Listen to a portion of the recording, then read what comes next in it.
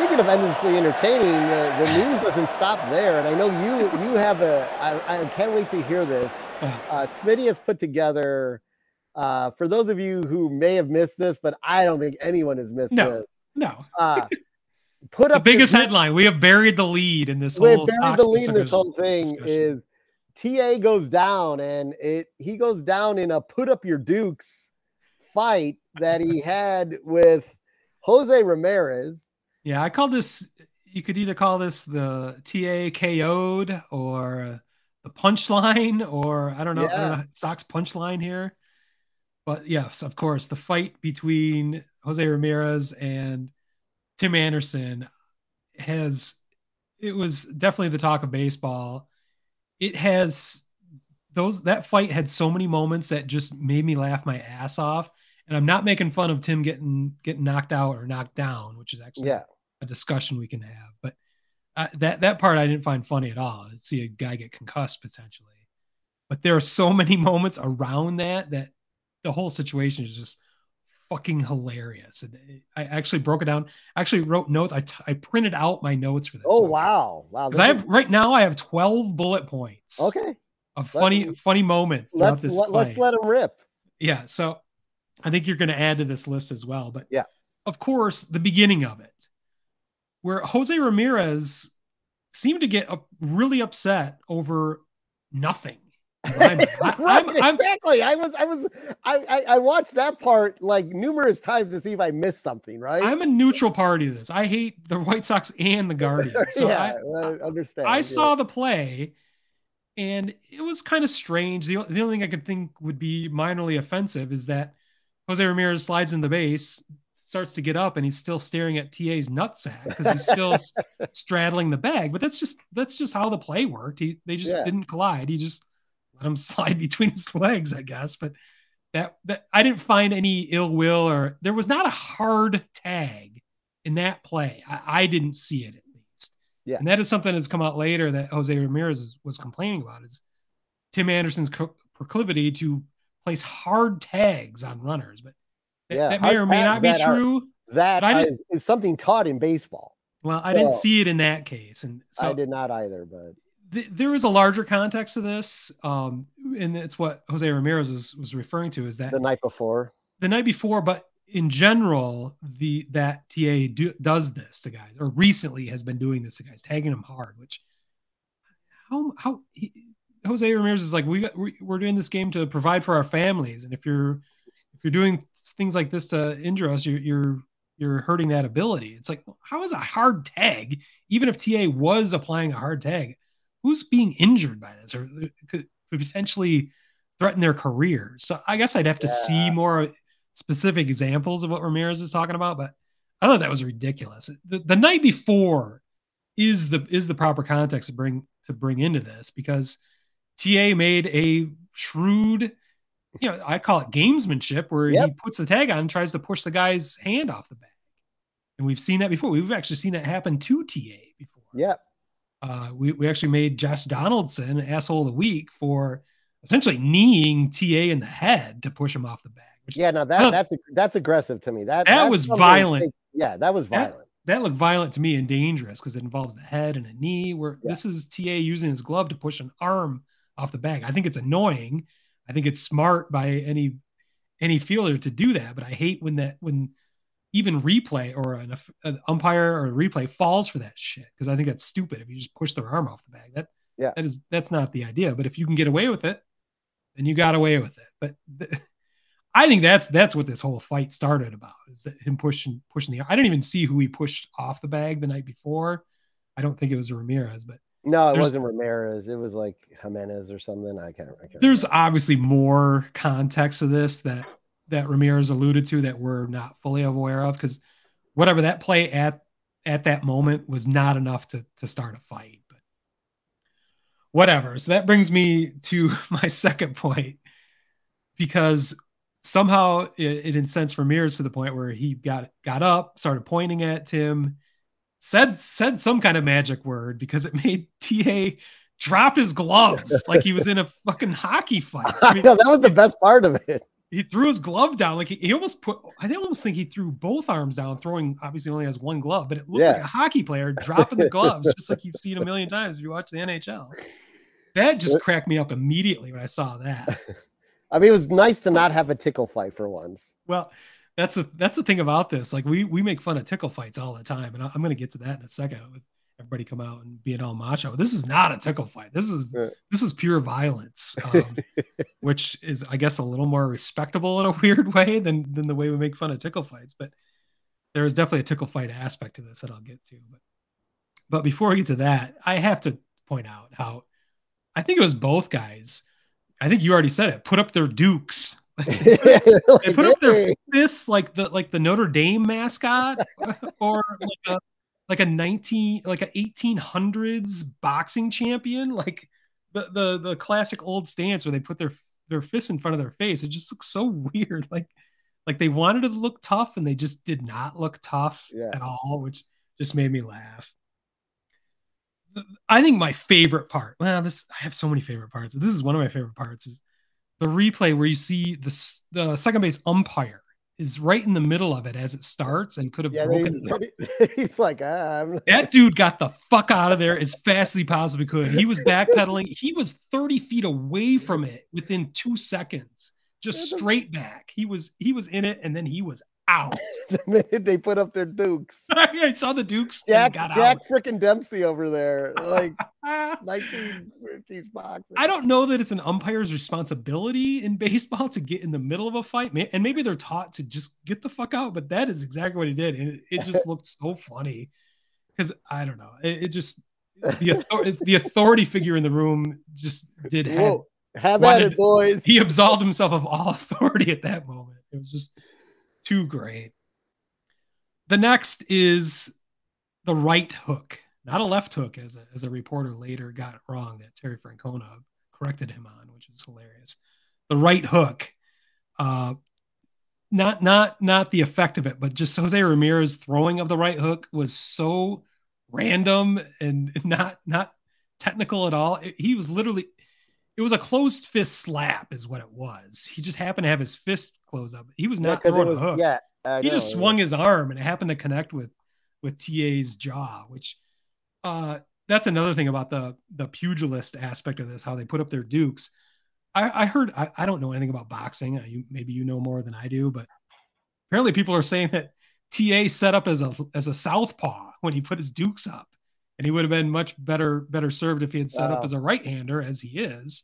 Somehow, even if his form was backwards on that is actually what led to his jaw being wide open to be hit by a flailing right hand. So, but I make more fun of Jose Ramirez's technique on that, because it was not even a hook. He actually just swung his arm and it happened to connect. So the idea that was a right hook just sort of made me laugh. Of course, the phrase that will live in infamy is "Down goes Anderson." Down goes Anderson.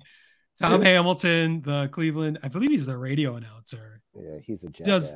But his play-by-play could not have been more perfect for this. No, moment. It was good. I gotta tip my cap to Tom Hamilton, because down goes Anderson. It's going to be one of the greatest baseball calls of all time. We're going to hear this for decades to come. It's unfortunate that comes at the detriment of Tim Anderson. Yeah. Who at the end of this, I don't think TA is a bad guy. And it's kind of sad that this is all coming. Sounds like we're making him the butt of the joke, but I'm trying to spread the hilarity throughout this thing and not just on TA. But down goes Anderson. I mean, we'll see you tomorrow night. You know, the greatest calls of all time. Down goes Anderson's going to live in that realm.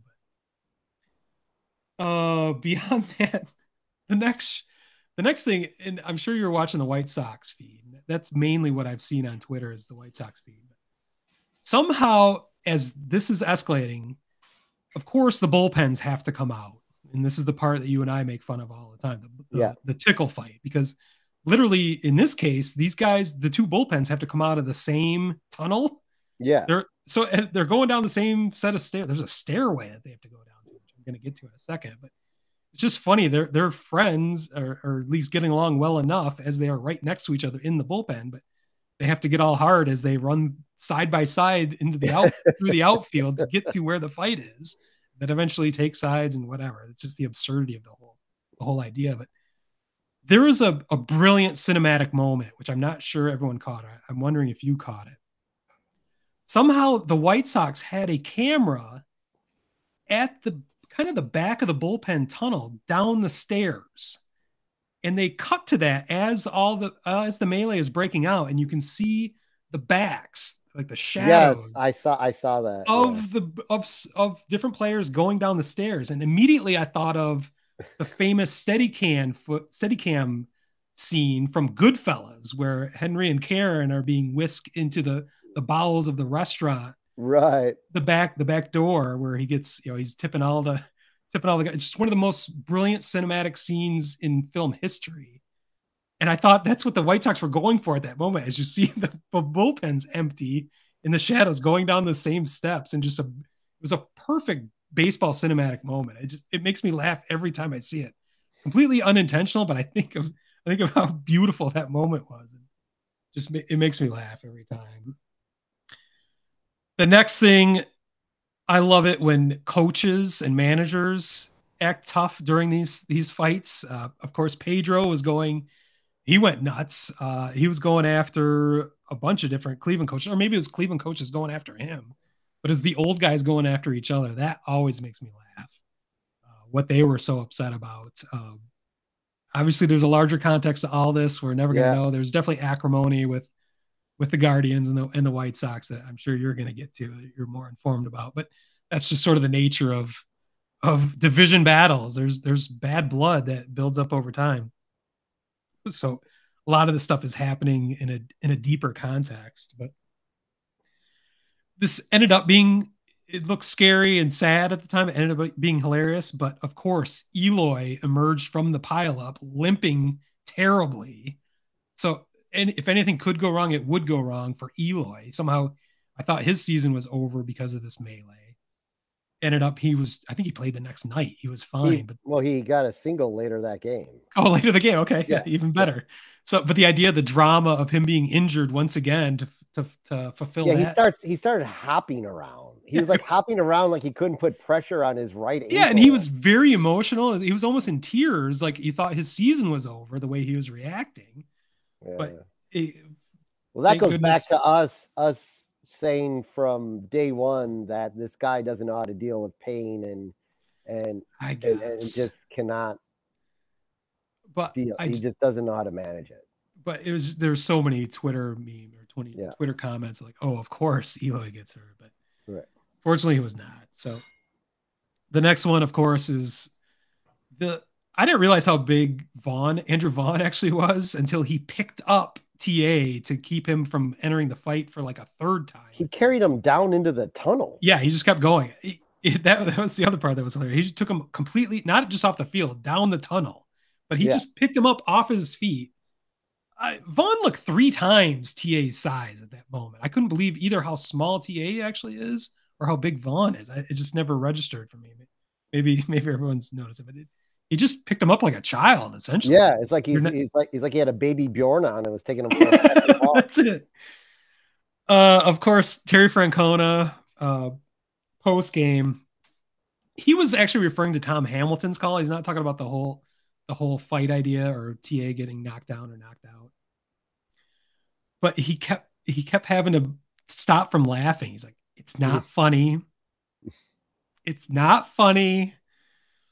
I'll just say boys will be boys." And I think the question was if he had heard Tom Hamilton's Down Goes Anderson. Yeah. Which is funny. But he couldn't say it. So the last thing I have on my list, and I don't know where this ranks, but Michael Kopech's comments afterwards. Oh, about the sub 500? Yeah. We won't be bullied by a team below 500. Like, well, you are 20 games or so below 500. So I like it.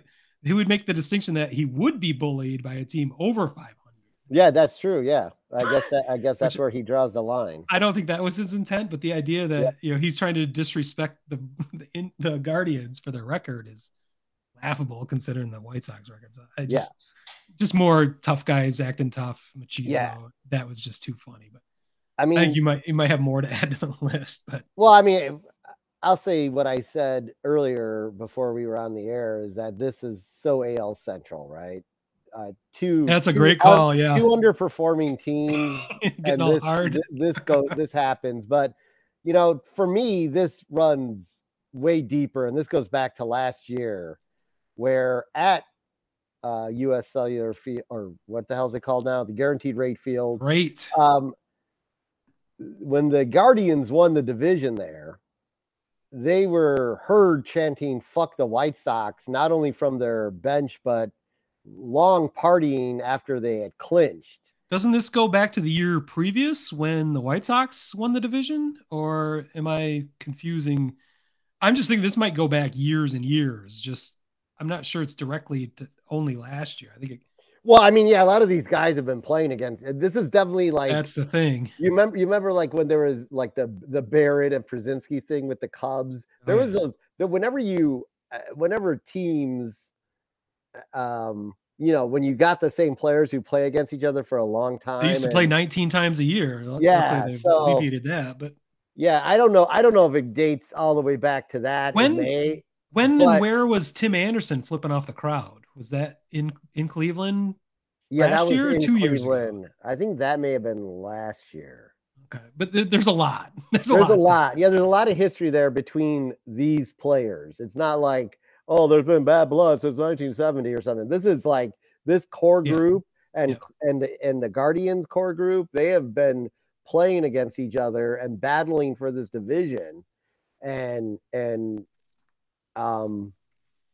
it's just not good. It's just not good. It's good for entertainment. But I think it just came to a head there, and I'm actually kind of surprised. I was relieved, but I'm also surprised that there weren't more acts of punching from other Guardians and White Sox players.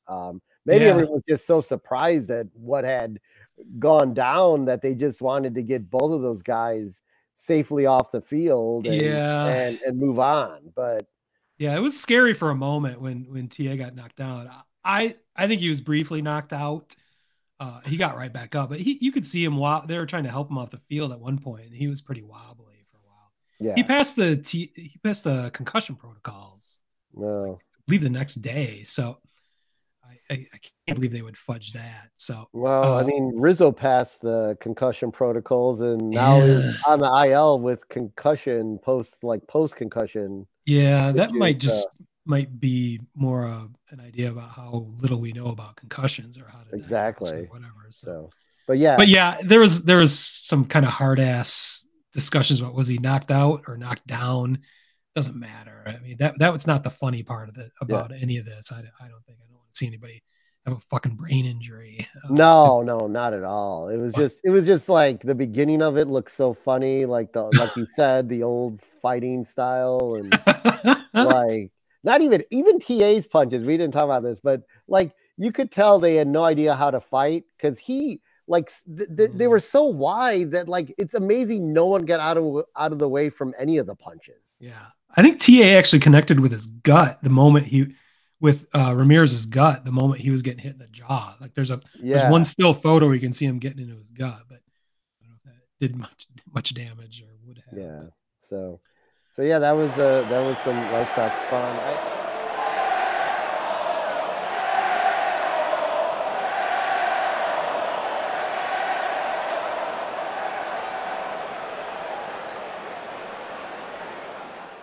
Word Hole Media.